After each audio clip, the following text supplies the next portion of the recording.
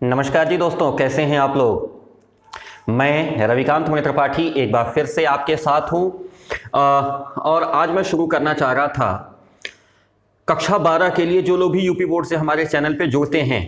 राष्ट्र का स्वरूप हिंदी का जो गद्य खंड है उससे जो हमारा पहला पाठ है, वासुदेव शरण अग्रवाल जी के द्वारा लिखा हुआ निबंध राष्ट्र का स्वरूप आज मैं आपके सामने रखना चाह रहा था। क्योंकि आप लोगों को ध्यान होगा, वीडियो बनाते समय मैंने कोशिश की थी कि संस्कृत और पद्य के वीडियोस पहले बना लिए जाएं। अब चूंकि परीक्षाएं थोड़ी सी लेट हो रही हैं, इसलिए समय मिल गया तो हम लोग गद्य का भी वीडियो तैयार कर लेते हैं। तो चूंकि गद्य सेक्शन से हमारे पास जो बोर्ड में क्वेश्चन आते हैं वो क्वेश्चन आते हैं कि उसमें एक गद्यांश दे दिया जाएगा, यानी एक पैराग्राफ दे दिया जाएगा, उसमें से कुछ संदर्भ पूछे जाएंगे, एक प्रश्न उस गद्यांश पर आधारित होगा और उस गद्यांश में एक रेखांकित अंश होगा जिसकी व्याख्या आपको करनी पड़ सकती है। तो मैं ये चाह रहा था कि हम लोग अपने इस वीडियो में पूरे के पूरे पाठ की व्याख्या कर लें ताकि ये व्याख्या आपको अच्छे से समझ में आ जाए, और जब ये व्याख्या अच्छे से समझ में आ जाएगी तो कोई भी रेखांकित अंश आएगा आप आसानी से कर लेंगे।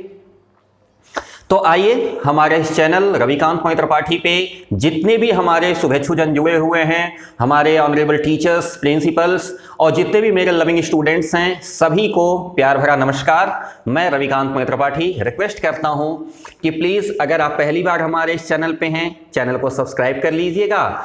यदि आपको हमारा कंटेंट अच्छा लगता है लाइक करिए और अपने फ्रेंड्स के साथ, स्टूडेंट्स के साथ शेयर करिए ताकि ज़्यादा से ज़्यादा लोगों को लाभ मिल सके। तो बिना किसी भूमिका के हम लोग सीधे आते हैं अपने टॉपिक पे।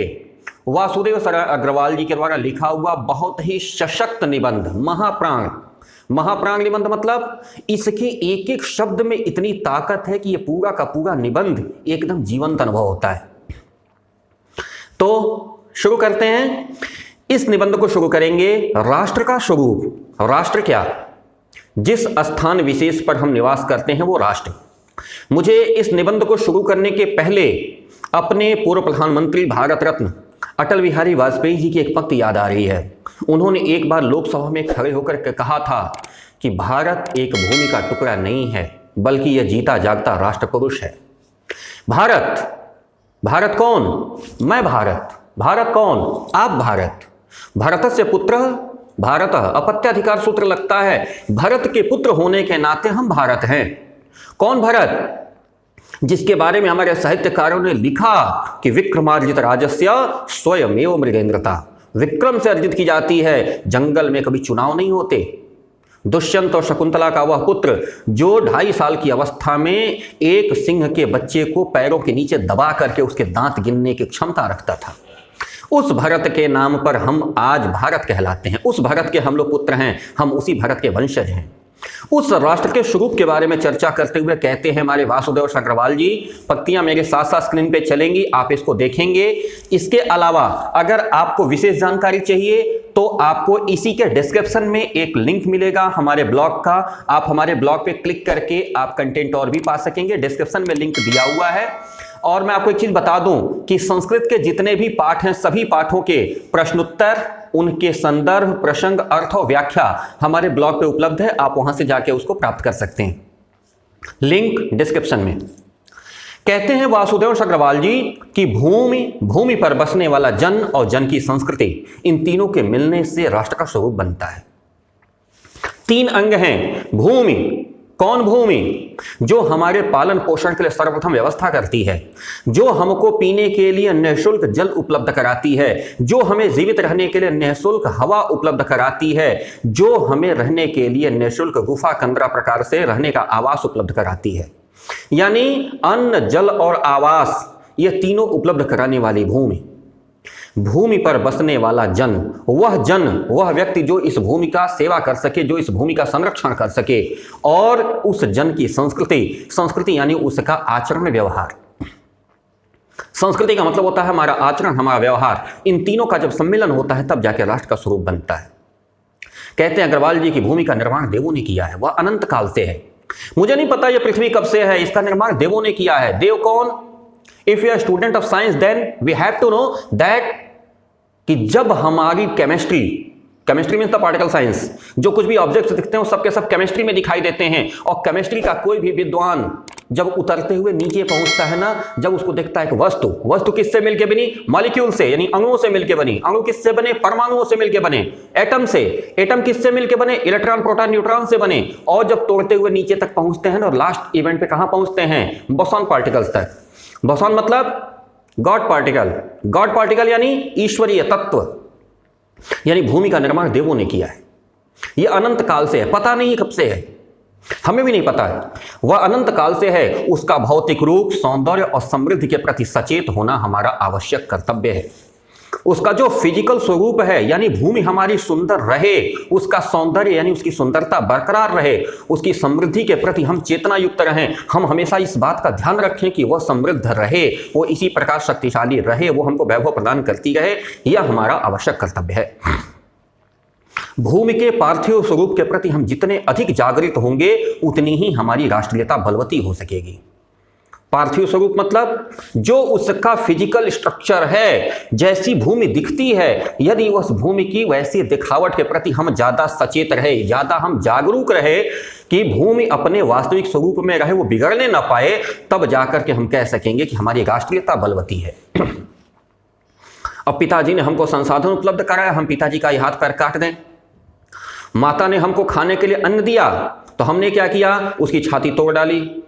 उसने हमको पीने के लिए जल दिया, हमने नदियों पे बांध बना डाले। ये क्या है? यह कारण है कि दैवीय आपदाएं हमको प्रभावित करती हैं। इसलिए भूमि का जो पार्थिव स्वरूप है, उसके प्रति हमको जागृत होना होगा।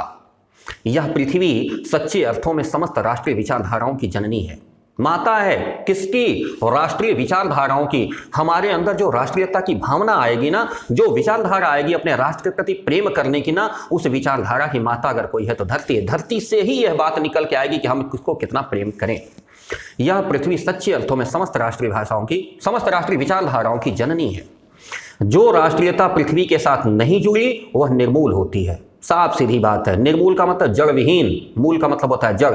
जो राष्ट्रीयता पृथ्वी के साथ नहीं जुड़ी, यानी अगर हम भारत राष्ट्र के प्रति जागरूक हैं तो हमें अपनी पृथ्वी यानी अपनी माता के प्रति जागरूक होना पड़ेगा। यदि हम पृथ्वी की सुरक्षा नहीं कर सकते, उसकी संरक्षा नहीं कर सकते, तो फिर हमारी इस राष्ट्रीयता का कोई मतलब नहीं है। राष्ट्रीयता की जड़ें पृथ्वी में जितनी गहरी होंगी, राष्ट्रीय भावों का अंकुर उतना ही पल्लवित हो सकेगा। यानी हम अपनी पृथ्वी से, हम अपनी मातृभूमि से जितना ज्यादा प्रेम करेंगे, राष्ट्रीय भावनाओं का अंकुर उतना ही पल्लवित होगा, यानी उतना ही ज्यादा हमारे अंदर आत्मा से यह भावना प्रकट होगी कि हम अपने देश के प्रति आदर व्यक्त करें। शायद यही कारण रहा होगा कि किसी समय हमारे पूर्वजों ने हमको बताया होगा कि यह भारत माता है। क्यों माता? इसी वजह से ताकि इस धरती से हमारी आत्मीयता जुड़े, और जब यह धरती आत्मीयता के साथ जुड़ेगी तो इस धरती को बचाने के लिए हम अपना अंग अंग लगा देंगे, अपना एक एक बूंद खून बहा देंगे। इसलिए पृथ्वी के भौतिक स्वरूप की आद्योपांत जानकारी प्राप्त करना, आद्य यानी सबसे पहले, और उप अंत और अंतिम तक यानी शुरू से लेकर अंत तक पूरी जानकारी प्राप्त करना, उसकी सुंदरता, उसकी उपयोगिता और उसकी महिमा, महिमा यानी उसका गौरव को पहचानना हमारा आवश्यक धर्म है। धर्म क्या? धारयते इति धर्मः, जो धारण किया जाए वह धर्म है। जो धारण किया जाए यानी हमारा यह आवश्यक धर्म है कि पृथ्वी की उपयोगिता, उसके बारे में जाने। कर्तव्य की पूर्ति सैकड़ों हजारों प्रकार से होनी चाहिए, यानी जो जो व्यवस्थाएं हमसे बन सके, जिस जिस तरह का प्रयास हमसे बन सके, हर तरह का प्रयास लगा करके इस कर्तव्य की पूर्ति करनी चाहिए। पृथ्वी से चाहे जिस वस्तु का संबंध हो, छोटी हो या बड़ी, उसका कुशल प्रश्न पूछने के लिए हमको कमर कस के तैयार रहना चाहिए। यानी पृथ्वी से जुड़ी हर एक चीज के बारे में जानकारी प्राप्त करने के लिए हम लोगों को हमेशा तैयार रहना चाहिए। 24/7 रेडी रहिए कि पृथ्वी के बारे में जानकारी हमको मिलती रहे। क्यों? क्योंकि हमारे माता की क्या स्थिति है, उसके स्वास्थ्य की जानकारी प्राप्त करते रहना, यह हमारे जीवन का सबसे प्रमुख और अंतिम धर्म होना चाहिए। कहते हैं पृथ्वी का सांगोपांग अध्ययन जागरणशील राष्ट्र के लिए बहुत ही आनंदप्रद कर्तव्य माना जाता है। सांग 100 अंग, उप अंग माने पूरी तरह से अंग और उप अंग के साथ, जैसे हमारा बाह एक अंग है और ये उंगलियां उप अंग हैं। यह सांग उपांग 100 अंग उप अंग माने समस्त अंगों के साथ, यानी पृथ्वी के जितने भी विभाग बटे हुए हैं सबके साथ उसका अध्ययन जागरणशील राष्ट्र के लिए, यानी एक राष्ट्र जो जागरूक है उसके लिए बड़ा ही आनंदप्रद कर्तव्य माना जाता है, बड़ा आनंद और सुख देने वाला कर्तव्य होता है। गांवों और नगरों में सैकड़ों केंद्रों से इस प्रकार के अध्ययन का सूत्रपात होना आवश्यक है। हमारा लेखक कहता है कि गांवों में और शहरों में जहां कहीं भी आप रहते हैं वहां पे इस प्रकार के केंद्र बनने चाहिए। कैसे केंद्र? दुकान नहीं खोलनी, वैचारिक केंद्र, लोगों का जनसमूह बनना है। 4 लोग, 6 लोग, 8 लोग, 10 लोग मिल करके पृथ्वी के बारे में सोचें, अपनी भूमि के बारे में सोचें। ऐसा प्रारंभ होना आवश्यक है। उदाहरण के लिए हमारा लेखक कहता है कि पृथ्वी की उपजाऊ शक्ति को बढ़ाने वाले मेघ, यह एक अंग है। पृथ्वी की उपजाऊ शक्ति को बढ़ाने वाले मेघ जो प्रतिवर्ष समय पर आकर के अपने अमृत जल से इसे सींचते हैं, हमारे अध्ययन की परिधि के अंतर्गत आने चाहिए। हमारा जो अध्ययन का जो सर्कमफरेंस है ना, हमारे अध्ययन का जो क्षेत्र है ना, उसके अंदर ये मेघ आने चाहिए। हमें बादलों का अध्ययन करना आवश्यक होगा। उन मेघ जलों से परिवर्धित मतलब पूरी तरह से बढ़ाए गए, यानी जिनका पालन पोषण किया गया है, ऐसे वह उन मेघ जलों से, मेघ के जलों से यानी वर्षा के जलों से परिवर्धित बढ़ाए गए प्रत्येक तृण लता, प्रत्येक तिनके, प्रत्येक लता और वनस्पति यानी वृक्ष, पेड़ पौधों का सूक्ष्म परिचय, यानी एकदम अंतिम से अंतिम महत्वपूर्ण जो परिचय होते हैं, सूक्ष्म से सूक्ष्म परिचय प्राप्त करना हमारा कर्तव्य है। इस प्रकार जब चारों ओर से हमारे ज्ञान के कपाट खुलेंगे ना, चारों तरफ से, यानी जब हम आसमान की भी जानकारी पाएंगे, भूगर्भ की भी जानकारी पाएंगे, अगल बगल के वातावरण की भी जब जानकारी पाएंगे, जब हमारे ज्ञान के दरवाजे, कपाट यानी किवाड़ जब खुलेंगे ना, तब शून्य और अंधकार से भरे हुए जीवन की तब नया उजाला आएगा। हमारा मन जो शून्य और अंधकार से भरा हुआ है, यानी ज्ञान के अभाव में जो हम टल रहे हैं, जो हम पुस्तक के पन्नों में लिखी हुई चीजों को ही ज्ञान समझ लेते हैं, जब व्यावहारिक ज्ञान हमारे सामने आएगा ना, तब हमारे ज्ञान के कपाट खुलेंगे। धरती माता की कोख में, कोख यानी मातृत्व कोख, जहां से पुत्र उत्पन्न होते हैं, धरती माता की कोख में जो अमूल्य निधियां भरी हैं, जो हमको देने के लिए वो रखी है, वो स्वयं के लिए नहीं रखी। यह धरती माता अपनी गोद में जो अमूल्य निधियां रखी है, किसके लिए रखी है? मेरे लिए रखी है, आपके लिए रखी है। जो अमूल्य निधियां भरी है ना, जिनके कारण वह वसुंधरा कहलाती है। पृथ्वी का नाम है ना वसुंधरा, पृथ्वी का नाम है रत्नगर्भा। ये क्या है? ये जो अमूल्य निधियां भरी हुई हैं, जितने रत्न भरे हुए हैं, तेल के भंडार भरे हुए हैं, अमृत जल भरा हुआ है नीचे, ये सब क्या है? इसी कारण वो वसुंधरा कहलाती है। उससे कौन परिचित होना नहीं चाहेगा? अगर आपको पता चल जाए कि आप जिस मकान बनवा के रखते हो उस मकान के नीचे कोई बहुत बड़ा रत्न का भंडार छिपा हुआ है, उसके नीचे कोई तेल का कुआं छिपा हुआ है, तो क्या परिचित होना नहीं चाहेंगे? जरूर चाहेंगे। लाखों करोड़ों वर्षों से अनेक प्रकार की धातुओं को पृथ्वी के गर्भ में पोषण मिलता रहा है।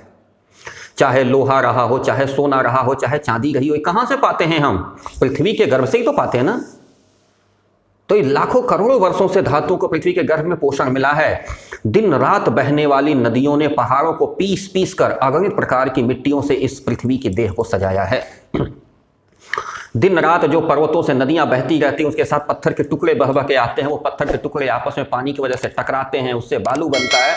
फिर वो बालू कालांतर में मिट्टी के रूप में परिवर्तित हो जाता है। धरती सपाट होती जाती है, उपजाऊ होती चली जाती है। इन सब की जानकारी आवश्यक है। कहता है लेखक हमारा कि हमारे भावी आर्थिक अभ्युदय के लिए, भावी भविष्य में आने वाले आर्थिक अभ्युदय यानी रुपए पैसे का जो अभ्युदय होगा, ये सारी चीजें हमारे पास रहेंगी तभी तो हमारा आर्थिक अभ्युदय होगा, तभी तो हम पैसे वाले बनेंगे, तभी तो सामर्थ्यवान बनेंगे। आज अरब देश सामर्थ्यवान क्यों है? क्योंकि उनके पास तेल के कुएं हैं, जमीन के नीचे से तेल निकलता, वो बेच करके आज पैसे वाले बने हैं। मैं कह तो रहा हूं कि हमारे भावी आर्थिक अभ्युदय के लिए इन सब की जांच पड़ताल बहुत आवश्यक है, जानकारी होना आवश्यक है। जानकारी रहेगी तो फिर हम उसका उपयोग करेंगे। पृथ्वी की गोद में जन्म लेने वाले जड़ पत्थर मतलब चेतना विहीन, निर्जीव पत्थर कुशल शिल्पियों के द्वारा संवारे जाने पर अत्यंत सौंदर्य के प्रतीक बन जाते हैं। मैं अंगूठी में पन्ना पहन रखा हूं, मैंने दूसरी अंगूठी में हीरा पहन रखा है। ये कहां आता है? ये हीरा चाहे ये पन्ना कहां से आता है? ये आता है हमारी इसी पृथ्वी के गर्भ से ना। लेकिन ये इस स्वरूप में होता है क्या कि जिस स्वरूप में यह दिखाई दे रहा है, क्या इसी स्वरूप में होता है? नहीं, ये आता है टुकड़े के रूप में। क्या ये जो स्वरूप मैंने पहन रखा है, क्या ये इसी स्वरूप में हीरा दिखाई देता है?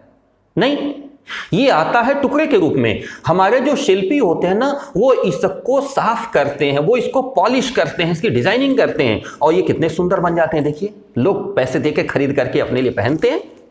नाना प्रकार के अनगढ़ नग, अनगढ़ बिना गढ़े हुए नग, रत्न पत्थर बिना गढ़े हुए नग विंध्य की नदियों के प्रवाह में सूर्य की धूप में चमकते रहते हैं, चिलकते रहते हैं, मतलब प्रसन्नतादायक दिखाई देते हैं, सुंदर के साथ दिखाई देते हैं, चिलकते रहते हैं, खूबसूरती के साथ दिखाई देते हैं। उनको जब चतुर कारीगर पहलदार कटाव पे लाते हैं ना, यानी जब उसको सलीके से जब काटते हैं ना, तब उनके प्रत्येक घाट से जहां जहां से कटिंग हुई है नई शोभा और सुंदरता फूट पड़ती है और वे अनमोल हो जाते हैं। अनमोल यानी जिनका मूल्य न लगा सके, बेशकीमती हो जाया करते हैं। लिखते हैं हमारे लेखक कि देश के नर नारियों के रूप मंडन और सौंदर्य प्रसाधन में इन छोटे पत्थरों का सदा से कितना भाग रहा है, अतः एवं हमें उनका ज्ञान होना आवश्यक है। हर एक व्यक्ति इन पत्थरों के सहारे अपने आप को सुंदर बनाने का प्रयास करता है, चाहे उसका वो कंगन बनवा ले, चाहे उसका वो माला बनवा ले, चाहे उसकी वो अंगूठी बनवा ले, चाहे उसका कर्णफूल बनवा ले। यानी नर नारियों के रूप मंडन और सौंदर्य में, यानी उनकी सुंदरता को बढ़ाने में नगों का योगदान रहा है। इसलिए हमारी नैतिक जिम्मेदारी है कि इन रत्नों के बारे में, इन नगों के बारे में इकट्ठा करें जानकारी। पृथ्वी और आकाश के अंतराल में जो कुछ भी सामग्री भरी पड़ी है, पृथ्वी के चारों ओर फैले हुए गंभीर सागर में जो जलचर यानी जो जीव जंतु हैं और जो रत्नों की राशियां बनी हैं, उनके प्रति चेतना और स्वागत के नए भाव राष्ट्र में फैलने चाहिए। हमारे राष्ट्र में यह जागरूकता फैलनी चाहिए कि समुद्र के अंदर जो जल राशियां हैं, चाहे वो मछलियां हैं विभिन्न प्रकार की, चाहे मगर हैं विभिन्न प्रकार के, चाहे कछुए हैं विभिन्न प्रकार के, या सागर के तलहटी में पाए जाने वाले मूंगा जैसे जो रत्न हैं, इनके बारे में भी जन जागरण होना आवश्यक है। लोगों के समझ में आना चाहिए कि यह ईश्वर हमको फ्री ऑफ कास्ट देता है, इसके लिए कोई पेमेंट नहीं लेता, इसलिए उसकी सुरक्षा आवश्यक है। सुरक्षा करेंगे हमारे भविष्य के लिए चीजें बचेंगी, नहीं सुरक्षा करेंगे फिर हमारे बच्चों का जीवन अंधकार में होता चला जाएगा। राष्ट्र के नवयुवकों के, ये जो हम लोग नवयुवक है ना, राष्ट्र के इन नवयुवकों के हृदय में उनके प्रति जिज्ञासा की नई किरणें जब तक नहीं फूटती तब तक हम लोग सोए हुए के समान हैं। जो हम लोग राष्ट्र के नवयुवक है ना, जब तक हमारे मन में यह चेतना नहीं आती कि नहीं इनके बारे में हमको जानकारी इकट्ठा करना चाहिए, तब तक हम जगे हुए नहीं है, हम जागरूक नहीं कहला सकते। मान लीजिए कि हम सोए हुए हैं और सोया हुआ व्यक्ति मृतक के समान होता है। कह रहे हैं कि विज्ञान और उद्यम दोनों को मिलाकर राष्ट्र के भौतिक स्वरूप का एक नया ठाठ खड़ा करना है। यह हमारी जिम्मेदारी है कि विज्ञान और उद्यम, यानी जो ईश्वर ने हमको दिया है उसको वैज्ञानिक धरातल पे परिष्कृत करके अपने स्वयं के उद्यम के द्वारा उसको बेहतर तरीके से करके, उद्यम का मतलब मेहनत करके, अभी बताया ना रत्न टुकड़े के रूप में मिल गया, उसको पहलदार कटाव पे लाना, घिसना, साफ करना, पॉलिश करना, ये क्या है? उद्यम है। उद्यम के द्वारा हमको राष्ट्र के भौतिक स्वरूप का एक नया ठाठ खड़ा करना है। मैंने राष्ट्र के भौतिक स्वरूप का एक बहुत ही सुंदर प्रतिमा हमको सामने खड़ी करनी, ताकि लोग देखें कि हमारा भारत राष्ट्र कितना सुंदर है। यह कार्य प्रसन्नता, उत्साह और अथक परिश्रम के द्वारा नित्य आगे बढ़ना चाहिए। देखिए, यह कार्य में थकना नहीं है आपको। आदमी कब थकता है? जब किसी कार्य को बोझा समझ के करता है। यही कार्य अगर उसकी जिम्मेदारी हो ना, तो देखिए उसको थकावट नहीं होती। जी हां, अगर हमको कोई एक व्यक्ति एक गिलास पानी मांग दे और यदि हम बोझा समझ के करें ना, तो किचन से लेकर ड्राइंग रूम तक नहीं जा सकते, भारी लगता है। लेकिन जब अगर अभी अपने किसी की जान बचानी हो ना, तो 100 किलोमीटर दूर से लोग ऑक्सीजन सिलेंडर लेकर के आ रहे हैं मोटरसाइकिल पे, उनको थकावट नहीं हो रही। क्यों? कर्तव्य और बोझ में अंतर है। वही कहता है लेखक कि ये अथक परिश्रम के द्वारा नित्य आगे बढ़ना चाहिए और आनंद के साथ बढ़ना चाहिए, परिश्रम के साथ बढ़ना चाहिए, उत्साह के साथ बढ़ना चाहिए। हमारा यह ध्येय हो कि राष्ट्र में जितने हाथ है उसमें से कोई भी हाथ इस कार्य में भाग लिए बिना न रहे। यानी हमारे राष्ट्र के हर एक व्यक्ति को इस कार्य में जोड़ना आवश्यक है, ताकि वो अपने भूमि के प्रति, अपने पृथ्वी के प्रति सही जानकारी इकट्ठा करे और उस जानकारी को दूसरे के साथ अंतरित करे। तभी मातृभूमि की जो पुष्कल समृद्धि है, पुष्कल समृद्धि मतलब जितनी सुंदर से सुंदर हो सकती है, जो कमल का पुष्प जितना सुंदर हो सकता है, ओस की बूंदें जितनी सुंदर हो सकती हैं, उतनी सुंदर समृद्धि और समग्र रूपमंडन, समग्र मतलब पूरी तरह से जो इसका रूपमंडन है, यानी जो इसका जो सौंदर्य है, जो रूप है, इसकी जो पराकाष्ठा है ना, उसको प्राप्त किया जा सकेगा। यह भूमि है। दूसरा खंड क्या है हमारे राष्ट्र के स्वरूप का? जन। जन का मतलब मातृभूमि पर निवास करने वाले मनुष्य राष्ट्र का दूसरा अंग है। इस मातृभूमि पर, इस धरती माता पर, इस भारतवर्ष की भूमि पर निवास करने वाले हम और आप इसके दूसरे अंग हैं। पृथ्वी हो और मनुष्य न हो तो राष्ट्र की कल्पना असंभव है। बिल्कुल सही बात है। आप बताएं, मुझसे बहुत सारे लोग इसी में कमेंट करते हैं, आप लोग देखे होंगे कि सर आप बहुत अच्छा पढ़ाते हैं, सर आप यूट्यूब पे ऐसे पढ़ाते हैं, वैसे पढ़ाते हैं। मैं कह तो रहा हूं कि आप पढ़ते हैं तो मैं पढ़ा पाता हूं, आप नहीं पढ़ते तो मेरी हैसियत है मैं आपको पढ़ा दूंगा? नहीं, हम और आप एक दूसरे के पूरक हैं। आधा मैं हूं तो आधा आप भी हो। एक स्टूडेंट के बिना टीचर की क्या औकात? यानी मैं टीचर तभी बना जब आप स्टूडेंट के रूप में मेरे सामने हो। यदि आप स्टूडेंट नहीं होते तो मैं किसको पढ़ाता? तो मेरी क्षमता इतनी ही है कि मैं आप तक पहुंच पाता हूं, और फिर हम और आप दोनों मिल करके इस एजुकेशन को आगे बढ़ा रहे हैं, इसलिए हम दोनों इसके पूरक हैं। कहता है कि पृथ्वी हो मनुष्य न हो तो राष्ट्र की कल्पना असंभव है। पृथ्वी और जन दोनों के सम्मिलन से राष्ट्र का स्वरूप संपादित होता है। जन के कारण ही पृथ्वी मातृभूमि की संज्ञा प्राप्त करती है। जन ही तो इसको माता कहेगा। कोई व्यक्ति होगा तभी तो इस धरती को मां कहेगा। मां कहेगा कौन? हम और आप कहेंगे ना। जन के नाते ही यह धरती मातृभूमि की संज्ञा प्राप्त करती है, अर्थात माता कहलाती है। कह रहा है लेखक कि ये माता भूमि ही पुत्रो अहम पृथिव्याः, यह भूमि माता है, पुत्रो अहम, मैं पुत्र हूं। किसका? पृथिव्याः, पृथ्वी का। भूमि माता है और मैं इसका पुत्र हूं। जन के हृदय में इस सूत्र का अनुभव ही राष्ट्रीयता की चाबी है, कुंजी है। जिस दिन आपके समझ में आ गया कि यह मेरी माता है, तो फिर इसकी सेवा का व्रत स्वतः हमारे शरीर में आत्मार्पित हो जाएगा, और किसी भी राष्ट्र के लिए यह सफलता की कुंजी हो जाएगी राष्ट्रीयता के स्तर पे। इसी भावना से राष्ट्र निर्माण के अंकुर हृदय में पल्लवित होते हैं। राष्ट्र निर्माण का जो पौधा तैयार होता है ना, कि हमें इस राष्ट्र का निर्माण करना है, यह अंकुर तभी अपने अंदर पल्लवित होगा। यह भाव जब सशक्त रूप में जगता है, सशक्त रूप में मजबूती के साथ जब हमारे मन में आता है कि नहीं यह मेरी मां है, तब राष्ट्र के निर्माण के जो स्वर है ना, वो वायुमंडल में भरने लगते हैं। तब हम एक दूसरे को बताना शुरू करते हैं, एक दूसरे को अपने साथ मिलाना शुरू करते हैं, और मिल करके समेकित विकास प्रारंभ करते हैं। कह रहे हैं इस भाव के द्वारा ही मनुष्य पृथ्वी के साथ अपने सच्चे संबंधों को प्राप्त करता है। जब तक यह भाव न आवे कि पृथ्वी हमारी माता है, मैं इसका पुत्र हूं, तो पुत्र और माता का संबंध सबसे पवित्र संबंध होता है। और ये जो सच्चा संबंध है ना, जो उच्चतम आदर्श है, उसको एक व्यक्ति तभी प्राप्त करता है जब उसके अंदर ये भावना आती है। जहां पर यह संबंध नहीं है, जहां पे एक व्यक्ति के अंदर इस मातृभूमि को माता कहने की हैसियत नहीं है, जो इसको भूमि का एक केवल टुकड़ा मांगता है, वहां पे संबंध कैसा है? अचेतन और जड़ बना रहता है, वहां निर्जीव बना रहता है, वहां यह संबंध सजीव नहीं हो पाता।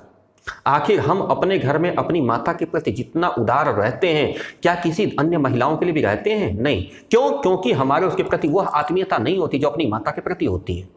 तो यह आत्मीयता जहां नहीं है, वहां निर्जीवता है, वहां सजीवता नहीं है। जिस समय भी जन का हृदय भूमि के साथ माता और पुत्र के संबंध को पहचानता है, उसी क्षण आनंद और श्रद्धा, जब मनुष्य पृथ्वी को माता के रूप में आत्मार्पित करता है, स्वयं को प्राप्त कर लेता है, उस समय माता और पुत्र के संबंध को पहचान लेता, उस क्षण आनंद और श्रद्धा, मां के चरणों के प्रति जो श्रद्धा है और जो अपने अंदर उल्लास है, जो आनंद है, यह प्रणाम भाव मातृभूमि के लिए किस प्रकार प्रकट होता है? नमो मात्रे पृथिव्यै, नमो मात्रे पृथिव्यै। हे माता पृथ्वी आपको प्रणाम है, हे माता पृथ्वी आपको प्रणाम है। यह भावना तभी आ पाती है। क्यों? क्योंकि यह प्रणाम भाव ही भूमि और जन के हृदय का दृढ़ बंधन है। जो माता के प्रति प्रणाम भाव है ना, वो व्यक्ति और भूमि के प्रति का दृढ़ बंधन है, मजबूत बंधन है। इसी दृढ़ भित्ति पर राष्ट्र का भवन तैयार होता है।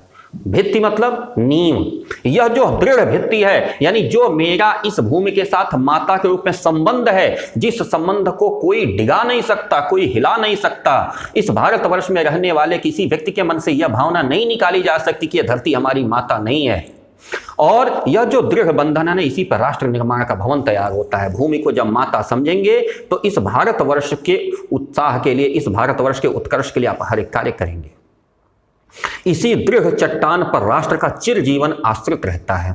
यह दृढ़ चट्टान जो हमारी इस भूमि के साथ मातृवत संबंध की चट्टान है, यानी इस भूमि से जो हमारा दृढ़ आबंध है, इस मजबूत चट्टान पर ही राष्ट्र का चिर जीवन, यानी यह राष्ट्र कितना दिन तक जिएगा, यह आश्रित होता है।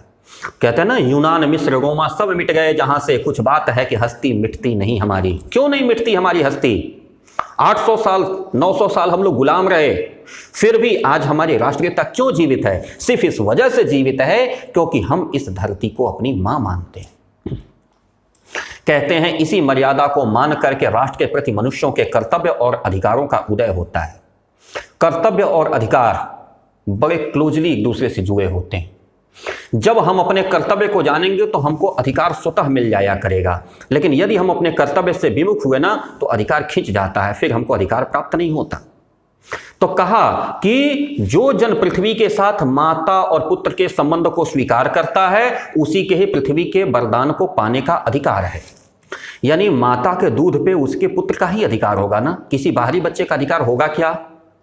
माता के द्वारा जो स्नेह प्राप्त होना है उस स्नेह का अधिकारी उसका पुत्र होगा कि गांव के दूसरे लोग होंगे? जो अपनी माता की सेवा करेगा, माता के द्वारा जो प्राप्त वरदान है उसका अधिकारी भी तो वही होगा। माता के प्रति अनुराग और सेवा भाव पुत्र का स्वाभाविक कर्तव्य है। यदि हमको मां के दूध का अधिकार चाहिए कि मां अपना दूध पिलावे, हमको इस बात का अधिकार चाहिए कि माता हमको स्नेह करे, तो हमें क्या करना होगा? हमको माता के प्रति अनुराग और सेवा भाव रखना पड़ेगा। यह स्वाभाविक कर्तव्य हमारा होना चाहिए। यह एक निष्कारण धर्म है, बिना किसी कारण का, बिना किसी उद्देश्य का, बिना किसी रिजल्ट का यह हमारा धर्म है। स्वार्थ के लिए पुत्र का माता के प्रति प्रेम उसके अधःपतन को सूचित करता है। हम अपने लाभ के लिए केवल माता से प्रेम करें, केवल मेरा फायदा होना चाहिए इसके लिए माता को प्रेम करें, तो यह अधःपतन, यह नीचे की तरफ गिरने को सूचित करता है। यानी हम नीचे गिर रहे हैं, हमारा उत्कर्ष नहीं हो रहा, हमारे जीवन में, हमारे चरित्र में बढ़ोतरी नहीं हो रही, बल्कि हम नीचे की तरफ गिर रहे हैं, हमारा पतन हो रहा है। जो जन मातृभूमि के साथ अपना संबंध जोड़ना चाहता है उसे अपने कर्तव्यों के प्रति पहले ध्यान देना चाहिए। सही बात है कि हम इस धरती के लिए क्या कर रहे हैं, हमको अपने कर्तव्य पे पहले ध्यान देना चाहिए।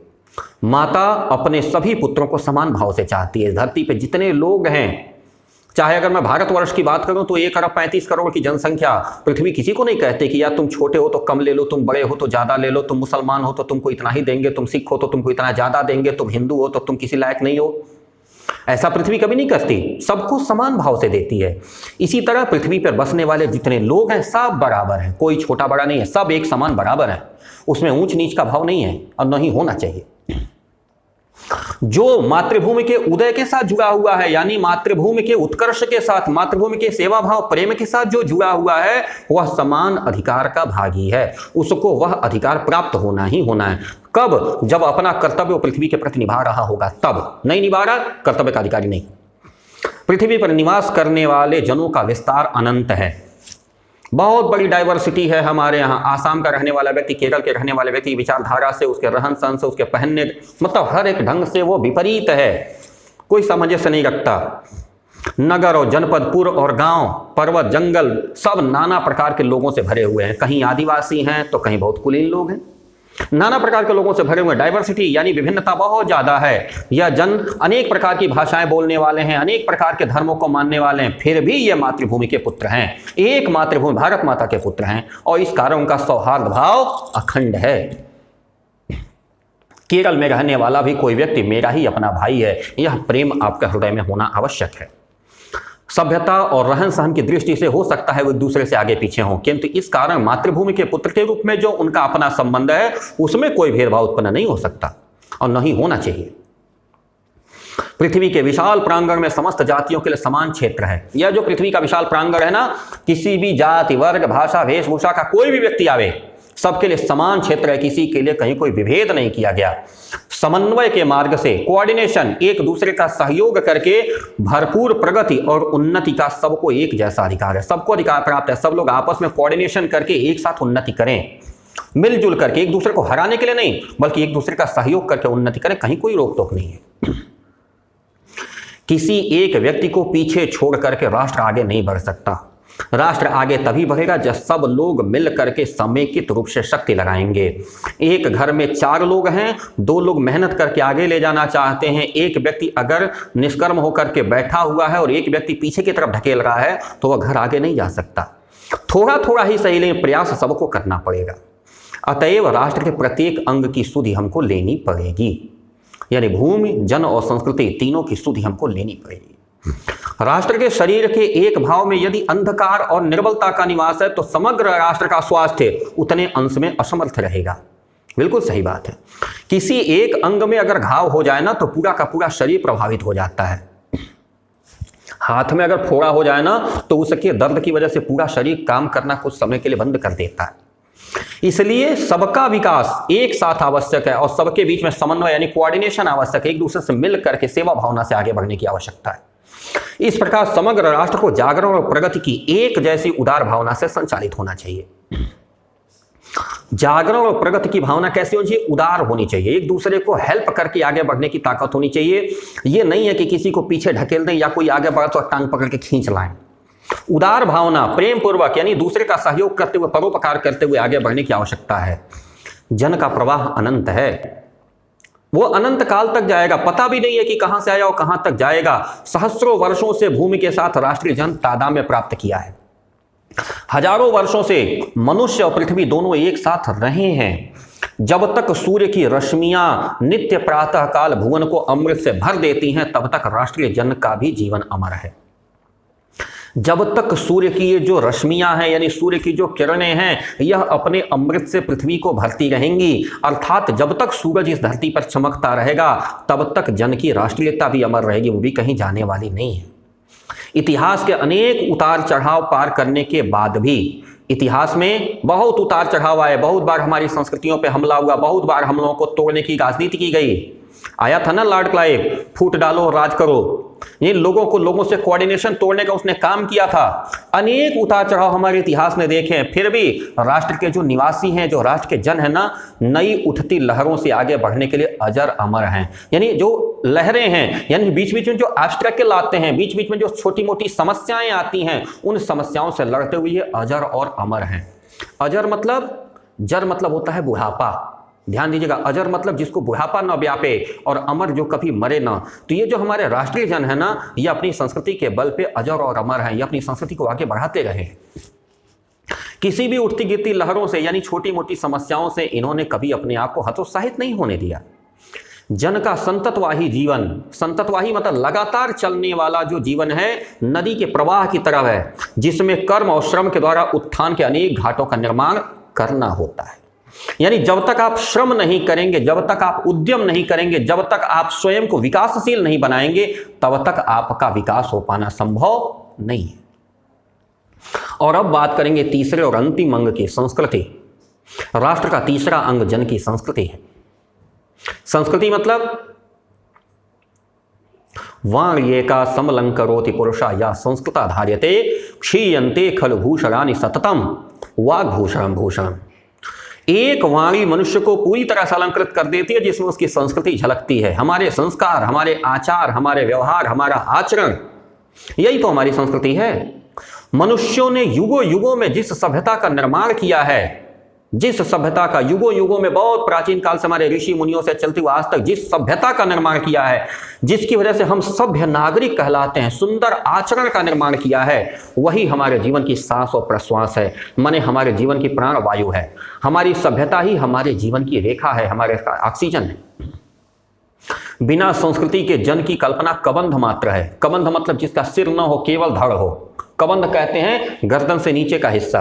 अब जिसमें मस्तिष्क न हो, क्या वो विचार वाला होगा कि विचार शून्य होगा? विचार तो मस्तिष्क करता है। अगर मस्तिष्क की सीमा हटा दिया जाए, केवल कंधे से नीचे तक का हिस्सा रखा जाए, तो वह विचार नहीं कर सकता। वो शक्तिशाली हो सकता है बट विचार नहीं कर सकता। तो कहा कि बिना सभ्यता के, बिना संस्कृति का जन की कल्पना कर लिया तो समझ लिए कि उसमें से मस्तिष्क हटा दिया गया, केवल शरीर बचा है। यानी यह जो मस्तिष्क का जो हमारा क्षेत्र है ना, यही हमारी संस्कृति है। कहते हैं कि संस्कृति ही जन का मस्तिष्क है। संस्कृति के विकास और अभ्युदय के द्वारा, संस्कृति के विकास और अभ्युदय के द्वारा, यानी संस्कृति का जो विकास और उसका जो अभ्युदय, यानी जब उसका उत्कर्ष, यानी जब उसकी बढ़ोतरी होगा, तभी राष्ट्र की वृद्धि संभव है, अदरवाइज राष्ट्र की वृद्धि संभव नहीं है। राष्ट्र के समग्र रूप में, जो राष्ट्र का जो कंप्लीट यानी जो कम्युलेटिव जो उसका स्ट्रक्चर दिखाई देता है, जो समग्र स्वरूप दिखाई देता है, उसमें जन और भूमि के साथ साथ संस्कृति का बहुत ही उत्तम स्थान है। यानी यह जो हमारा राष्ट्र दिखाई देता है, ये जो राष्ट्र का समग्र स्वरूप यानी जो इसका जो कंप्लीट कम्युलेटिव जो फिजिकल स्ट्रक्चर दिखाई देता है, इस स्ट्रक्चर में भूमि और जन के साथ साथ संस्कृति का भी अपना बड़ा ही इंपॉर्टेंट पोजीशन, बहुत ही महत्वपूर्ण स्थान है। यदि भूमि और जन अपनी संस्कृति से विरहित कर दिए जाएं, रहित यानी हटा दिए जाएं, वि उपसर्ग लगता है विशेष अर्थ में, रहित का मतलब होता है हटा देना, यानी विशेष रूप से हटा देना। यानी यदि जन और भूमि को संस्कृति से काट दिया जाए, हटा दिया जाए, तो समझिए कि राष्ट्र का तो लोप हो गया, राष्ट्र तो समाप्त हो गया, राष्ट्र बचा ही नहीं। राष्ट्र कब होगा? जब कोई व्यक्ति अपनी सभ्यता को धारण करते हुए इस भूमि को अपनी माता के समान आदर देगा। जीवन के विटप का पुष्प संस्कृति है। इस जीवन रूपी वृक्ष का जो पुष्प है ना, वो संस्कृति है। पुष्प किसी भी वृक्ष का सबसे सुंदरतम भाग होता है, सुगंधित होता है, सौंदर्य उसमें होता है और नई संतति के उत्पन्न करने की प्रेरणा होता है। किसी भी जीवन के वृक्ष का पुष्प संस्कृति को कहा जा सकेगा। संस्कृति के सौंदर्य यानी सुंदरता और सौरभ यानी जो उसके परागकण होते हैं, जो उसकी सुगंध होती है, में ही राष्ट्रीय जन के जीवन का सौंदर्य और यश अंतर्निहित है यानी शामिल है। जब तक हमारे जीवन में संस्कृति का पुष्प नहीं खिलेगा तब तक हमारी यश, कीर्ति और प्रतिष्ठा बढ़ने वाली नहीं है। कहता है लेखक, ज्ञान और कर्म दोनों के पारस्परिक प्रकाश की संज्ञा संस्कृति है। ज्ञान और कर्म, हमारे पास ज्ञान है, उस ज्ञान को जब हम कर्म में प्रतिपादित करते हैं और सुंदर और सभ्यतापूर्ण तरीके से जब कार्य करते हैं तो उसको हम कहते हैं संस्कृति। भूमि पर बसने वाले जन ने ज्ञान के क्षेत्र में जो कुछ भी सोचा है और कर्म के क्षेत्र में जो कुछ भी उसने उद्यम किया है, जो कुछ भी उसने रचा है, दोनों के रूप में हमें राष्ट्रीय संस्कृति के दर्शन मिलते हैं। यानी तभी जाके हमारी राष्ट्रीय संस्कृति तैयार होती है। भूमि पर बसने वाले जन ने जो कुछ भी ज्ञान के क्षेत्र में सोचा है और अपने कर्म के द्वारा जो कुछ भी किया है, यानी जो कुछ भी उसने उद्यम किया है, उस दोनों के रूप में हमें राष्ट्रीय संस्कृति के दर्शन होते हैं। तभी जाके हमारे भारतवर्ष की संस्कृति हमको दिखाई देती है। जीवन के विकास की युक्ति ही संस्कृत के रूप में प्रकट होती है। यानी हमारे जीवन का क्रमिक विकास कैसे हुआ, बस वही हमारी संस्कृति है। प्रत्येक जाति अपनी अपनी विशेषताओं के साथ इस युक्ति को निश्चित करती है। जाति कौन? ब्राह्मण, क्षत्रिय, वैश्य, शूद्र नहीं, पशु पक्षी, आदमी या ये सब, ये जाति है जिसको हम लोग जातिवाचक संज्ञा कहते हैं। प्रत्येक जाति अपनी अपनी व्यवस्थाओं में इस चीज को निश्चित करती है और उससे प्रेरित अपनी संस्कृति का विकास करती है। इस दृष्टि से अगर देखा जाए तो प्रत्येक जन की अपनी अपनी भावना के अनुसार पृथक पृथक संस्कृतियां राष्ट्र में विकसित होती हैं। अगर कहीं कोई हिमाचल प्रदेश का है तो ऐसे टोपी लगा रहा होगा, कोई नेपाल का है तो ऐसे टोपी लगाएगा, होता है ना, कोई आसाम में जाता है तो ऐसे छतरी वाला टोपी लगाते हैं। तो हर एक लोग अपने अपने हिसाब से अपनी संस्कृति का विकास करते हैं, परंतु लेकिन सबका जो मूल आधार है, जो बेस है, वो पारस्परिक सहिष्णुता और समन्वय यानी कोऑर्डिनेशन पर ही निर्भर है। जंगल में जिस प्रकार अनेक लताएं, अनेक वृक्ष और अनेक वनस्पति अपने अदम्य भाव से, ताकतवर भाव से उठते हुए पारस्परिक सम्मेलन से अविरोधी स्थिति प्राप्त करते हैं, यानी एक दूसरे से किसी का कोई विरोध नहीं होता। अगर कोई आम का पेड़ है, नीचे से मनी प्लांट उस पर चढ़ने का प्रयास किया तो आम का पेड़ चूंकि मजबूत है, ताकतवर है, तो वह अपने को किनारे नहीं करता। ऐसा नहीं कहता कि नहीं मनी प्लांट तुम भाग जाओ, तुम मेरे साथ नहीं जुड़ सकते, बल्कि वो शक्तिशाली है तो स्वीकार करता कि चलो मैं शक्तिशाली हूं तो कोई कमजोर है तो लाओ उसको सहारा दे दिया जाए। और हम लोग क्या करते हैं, यदि हम शक्तिशाली हो गए समाज में, यदि हम प्रतिष्ठा, यश, कीर्ति या धन वैभव प्राप्त कर लिए हैं, कोई गरीब अगर हमारा सहारा लेना चाहता है तो हम उसको झटक देते हैं, नहीं करना।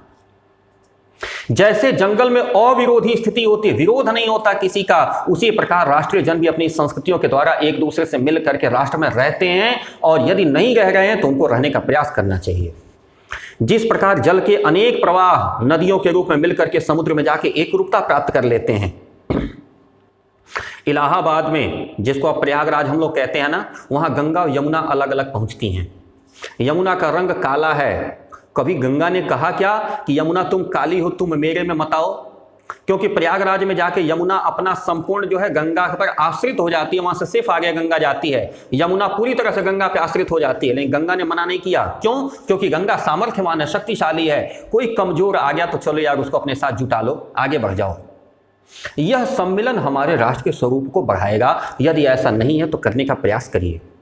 उसी प्रकार राष्ट्रीय जन की जो अनेक विधियां हैं वो राष्ट्रीय संस्कृति में समन्वय प्राप्त करने का कार्य करती है। समन्वय युक्त जीवन ही राष्ट्र का सुखदायी स्वरूप है। यानी कोऑर्डिनेशन जितना बढ़िया रहे, एक दूसरे से परस्पर प्रेम भावना जितना रहे, वही राष्ट्र के विकास का स्वरूप है, वही राष्ट्र को विकास बढ़ाएगा, वही उसका सुखदायी स्वरूप है। नहीं अगर है तो राष्ट्र का विकास हो पाना संभव नहीं है। साहित्य, कला, नृत्य, गीत, आमोद प्रमोद, ये सब के सब क्या हैं? ये वे तरीके हैं जिससे राष्ट्रीय जन एक दूसरे से समन्वय प्राप्त करते हैं। कह रहा ना, इसके द्वारा व्यक्ति अपने मानसिक भावों को प्रकट करता है कि हमारे मन में क्या चल रहा है, सामने वाले के मन में क्या चल रहा है, और दोनों मिलकर के एक रूपता प्राप्त करते हैं। आत्मा का जो विश्वव्यापी आनंद भाव है, आत्मा यानी स्वयं के अंदर की जो प्रेरणा है, इसका जो पूरे विश्व में व्याप्त आनंद भाव है, पूरे विश्व में जो इसका आनंद और प्रेम अगर व्याप्त है वह इन विविध रूपों में साकार होता है। यानी हमारे अंदर की प्रेरणा जो वही कला में, साहित्य में, संगीत में, नृत्य में दिखाई देती है। यद्यपि बाह्य रूप की दृष्टि से अगर देखा जाए तो ये संस्कृति के अनेक बाहरी लक्षण दिखाई पड़ते हैं, लेकिन आंतरिक से देखा जाए तो सब में एक रूपता है। भले हो सकता है कि आसाम में रहने वाले व्यक्ति का नृत्य दूसरे प्रकार का हो और हमारे उत्तर प्रदेश के व्यक्ति का नृत्य दूसरे प्रकार का हो, केरल में और कर्नाटक में रहने वाले लोगों का नृत्य अलग प्रकार का हो, नेपाल के लोगों का नृत्य अलग होगा, लेकिन उन सभी के नृत्य के अंदर क्या होगा? एक आनंद होगा, एक उत्साह होगा, क्योंकि बिना उत्साह, बिना आनंद के नृत्य प्रस्फुटित नहीं हो सकता। तो आंतरिक एक रूपता है, वही संस्कृति की ताकत है। जो व्यक्ति सहृदय है, जो व्यक्ति हृदय के साथ है, सहृदय मतलब हृदय वाला है, अर्थात जो व्यक्ति प्रेम युक्त है, जिस व्यक्ति के अंदर प्रेम है, वह प्रत्येक संस्कृति के आनंद पक्ष को स्वीकार करता है। चाहे वो किसी भी संस्कृति का हो, यदि उसके अंदर कुछ अच्छा चीज मिल गया, प्रेम युक्त मिल गया, उसको स्वीकार करता है और उससे वह आनंदित होता है। इसी प्रकार की उदार भावना विविध जनों से बने हुए राष्ट्र के लिए स्वास्थ्यकर है। इस राष्ट्र का स्वास्थ्य अगर बढ़ाना है, इस राष्ट्र को अगर स्वस्थ रखना है, तो विभिन्न प्रकार की संस्कृतियों का एक दूसरे में समावेश आवश्यक है। गांवों और जंगलों में स्वच्छंद जन्म लेने वाले लोकगीतों में, तारों के नीचे विकसित लोक कथाओं में संस्कृति का अमित भंडार छिपा हुआ है। जो गांवों में आप लोग देखे होंगे, शादी में, विवाह में, मुंडन में, जनेऊ में जो लोकगीत चला करते हैं ना, इन लोकगीतों में संस्कृति का आनंद पक्ष छिपा हुआ है। यहीं से हमारी संस्कृति दिखाई देती है। इसको प्राप्त करने की आवश्यकता है। यहाँ पे आनंद की पर्याप्त मात्रा है। जितना आनंद आप अंदर से ले सकते हैं ना, ये इन लोकगीतों में लिखा हुआ है। अगर हमारे यहाँ कोई साला तिलक चढ़ाने आवे और यदि हमारे यहाँ की महिलाएं गाली से उसका स्वागत न करें, तो उन साले की भी कोई इज्जत नहीं गाई जाती। उस साले की इज्जत तभी है जब इधर से गाली सुनने को मिले, लेकिन उस गाली में एक प्रेम होता है। हमारे यहाँ जब भसुर अंगने में पहुंचते हैं गुरहत्थन करने के लिए, कन्या निरीक्षण के लिए, तो घर की महिलाएं अगर गाली न दें तो भसुर की कोई प्रतिष्ठा नहीं रह जाती। उस भसुर की प्रतिष्ठा किसमें निहित है? उन महिलाओं के द्वारा दी जाने वाली उन मीठी गालियों में। ये हमारे संस्कृति का आनंद भाव है। गालियों में भी, यानी अपशब्दों में भी आनंद पक्ष को ढूंढना। राष्ट्रीय संस्कृति के परिचय काल में उन सबका स्वागत करने की आवश्यकता है। यह जो राष्ट्रीय संस्कृति का जो परिचय काल है, जो हम और आप पिछले 40 मिनट से कर रहे हैं, इस परिचय काल में एक दूसरे को समाहित करने की आवश्यकता है, जोड़ने की आवश्यकता है। हमारे पूर्वजों ने चरित्र और धर्म विज्ञान, साहित्य और कला और संस्कृति के क्षेत्र में जो कुछ भी पराक्रम किया है, ये जो कुछ भी उन्होंने इतिहास रचा है, जो कुछ भी उन्होंने गौरव गाथाएं लिखी हैं, हमको अंतरित की हैं, उनको इस विस्तार के साथ अपने अंदर आत्मार्पित करना पड़ेगा, धारण करना पड़ेगा। उनका जो तेज है, उनका जो वैभव है, उनका जो शक्ति है, जो हमारे अंदर वीर्य के रूप में समाहित है, उसको अपने जीवन में साक्षात देखना चाहते हैं। और यही राष्ट्रीय संवर्धन का स्वाभाविक प्रकार है। यानी महाराणा प्रताप ने जो कुछ भी कीर्ति किया, राम ने जो कुछ कीर्ति किया, कृष्ण ने जो कुछ भी कीर्ति किया, शिवाजी ने जो कुछ भी किया, चंद्रगुप्त मौर्य ने जो कुछ भी किया, राजा विक्रमादित्य ने जो कुछ भी किया, वह कीर्ति हमारे अंदर दिखाई देनी चाहिए, क्योंकि हम उन्हीं की तो संतान हैं। जहां अतीत वर्तमान के लिए भार नहीं है। यह जो अतीत में गिना रहा हूं, चाहे वो युधिष्ठिर का कार्यकाल रहा हो, चाहे वो राम का कार्यकाल रहा हो, राजा विक्रमादित्य का काल रहा हो, चंद्रगुप्त मौर्य का काल रहा हो, यह जो अतीत है, यह जो इतिहास है, भार नहीं है, हमारा गौरव गान है। उसको अपने ऊपर स्वीकार करने की आवश्यकता है। हमारा जो भूत है ना, वो वर्तमान को जकड़ना नहीं चाहता। हमारा जो भूत है, हमारा जो इतिहास है, वो वर्तमान को जकड़ता नहीं, बल्कि हमारे वर्तमान को तो पोषण देता है, अपने वरदान से पुष्ट करके उसको आगे बढ़ाना चाहता है। वह भविष्य जो भूत की नींव पर टिका हो और वर्तमान ने जिसको अपने विज्ञान और अपने कर्म के द्वारा निर्माण किया हो, उस राष्ट्र का हम सभी स्वागत करते हैं। और आइए इस राष्ट्र के स्वरूप के एक मजबूत अंग के रूप में हम लोग अपने आप को स्थापित करते हैं और यह प्रण करते हैं कि जब तक हम इस धरती पे हैं, हमारी इस धरती माता का कुछ बिगड़ने नहीं पाएगा। हमारे किसी भी भाई के साथ कोई अगर दुराव होता है, किसी भी बहन के साथ किसी तरह की समस्या आती है, तो हम उसके साथ कंधे से कंधा मिला करके खड़े होंगे। तो मित्रों, ये रहा वासुदेव शरण अग्रवाल जी के द्वारा लिखा हुआ राष्ट्र का स्वरूप पाठ, जिसके पंक्तिशः व्याख्या हम लोगों ने की। मुझे लगता है कि इस व्याख्या को अगर शांत मन से आप सुने होंगे तो इन प्रश्नों को हल करना आपके लिए आसान हो जाएगा। चलिए फिर, बहुत अच्छा लगा आपके साथ मिल करके। अब मुझे मतलब इस बात का विश्वास तो है ही कि आप लोगों को भी अच्छा लगा होगा। हाँ, एक चीज और जो मैं बताना भूल गया था आपके लिए कि इसी वीडियो के डिस्क्रिप्शन में हमारे ब्लॉग का लिंक पड़ा हुआ है www.ravikantmanitripathi/blogspot.com, जिसपे जा करके संस्कृत के सभी पाठों के प्रश्न उत्तर, उनका संदर्भ, प्रसंग, अर्थ और व्याख्या आप प्राप्त कर सकते हैं। मैं समय के साथ बाकी चैप्टर्स का भी उस पर अपलोड करने का प्रयास कर रहा हूं, तो आप लोग उसे भी देख सकते हैं। सभी के उज्जवल भविष्य की कामनाओं के साथ मैं तैयारी करने चलता हूं अगले वीडियो की। आप लोग इसको कंप्लीट करिए। भविष्य की शुभकामनाओं के साथ मैं रविकांत त्रिपाठी। नमस्कार, सत श्री अकाल, जय हिंद।